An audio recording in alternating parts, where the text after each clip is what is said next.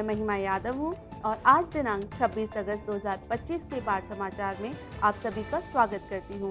हर रोज की तरह आज भी हम देश में हो रही मौजूदा बाढ़ की स्थिति और केंद्रीय जल आयोग द्वारा जारी एडवाइजरीज और फ्लड बुलेटिन के बारे में चर्चा करेंगे। आइए आज का बुलेटिन शुरू करते हैं। आज दोपहर तक केंद्रीय जल आयोग की रिपोर्ट के अनुसार बिहार के पटना जिले में धरदा नदी और जम्मू कश्मीर में चेनाब और तवी नदी अत्यधिक बाढ़ की स्थिति में हैं। इसी तरह पश्चिम बंगाल के उत्तर 24 परगना जिले में इचामती नदी कुट्टीवादी स्टेशन पर जलस्तर अब तक के उच्चतम स्तर को पार कर गया है। यह स्थिति वहां के लोगों के लिए गंभीर खतरा पैदा कर रही है। इसके साथ ही बिहार, उत्तर प्रदेश, झारखंड, उड़ीसा, मध्य प्रदेश, राजस्थान, उत्तराखंड और पश्चिम बंगाल के कई जिलों में गंगा, कोसी, पुनपुन, सोन, घाघरा, यमुना, चंबल और सुवर्णरेखा जैसी प्रमुख नदियां खतरे के निशान से ऊपर बह रही हैं। कई स्थानों पर जलस्तर लगातार बढ़ रहा है और प्रशासन अलर्ट मोड पर है। जलस्तर और आगामी पूर्वानुमान से जुड़ी अधिक विस्तृत जानकारी के लिए हमारी ऑफिशियल वेबसाइट पर जाएं, जिसका लिंक नीचे स्क्रीन पर उपलब्ध है। आगे बढ़ने से पहले बात करते हैं पिछले 24 घंटों में प्रमुख वर्षा प्रभावित क्षेत्रों के बारे में, जो कुछ इस प्रकार हैं।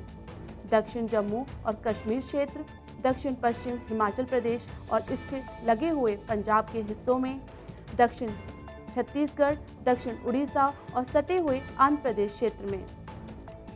आइए अब केंद्रीय जल आयोग द्वारा जारी आज की फ्लड एडवाइजरी पर एक नजर डालते हैं। शुरुआत करते हैं जम्मू कश्मीर से। जम्मू कश्मीर में बहुत भारी से अति भारी वर्षा दर्ज की गई है, विशेषकर चेनाब और तवी नदी के कैचमेंट क्षेत्रों में।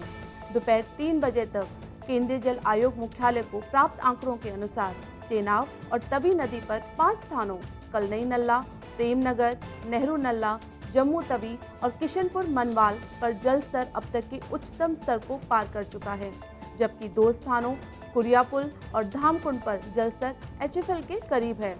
मौसम विभाग के अनुसार आने वाले 24 घंटों में जम्मू कश्मीर के सभी जिलों में अत्यधिक से बहुत भारी वर्षा जारी रहने की संभावना है। खासकर किश्तवाड़, दोदा, कठुआ, उधमपुर, सांबा, रामबन, रियासी, जम्मू, राजौरी, मीरपुर और पुंछ जिलों में। लोगों को सलाह दी जाती है कि अगले 24 घंटों तक चेनाब, तवी और झेलम और उनकी सहायक नदियों में संभावित अत्यधिक बाढ़ की स्थिति को देखते हुए सतर्क रहें।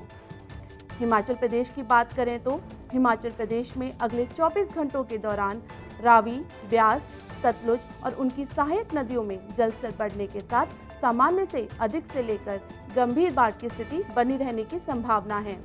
यह स्थिति मुख्य रूप से चंबा, कांगड़ा, मंडी, कुल्लू, ऊना, हमीरपुर, बिलासपुर और सोलन जिलों में देखने को मिल सकती है। प्रशासन ने इन क्षेत्रों में अलर्ट जारी किया है और लोगों से अपील की है कि वे सतर्क रहें और नदियों के किनारे अनावश्यक रूप से न जाएं।